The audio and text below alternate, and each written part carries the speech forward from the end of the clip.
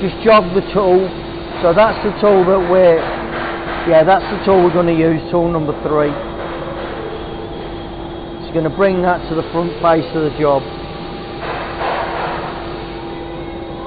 Wind that into Z3, sorry, just flush.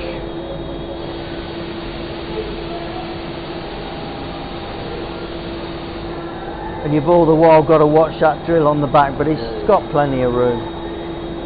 Which is a fairly tight turret.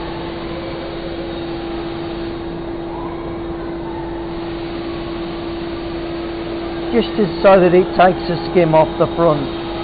Don't need to be much. Happy with that? Yep. So what you're going to do now is you're going to go to the, that's the correct button, and you'll see your shift screen there, okay?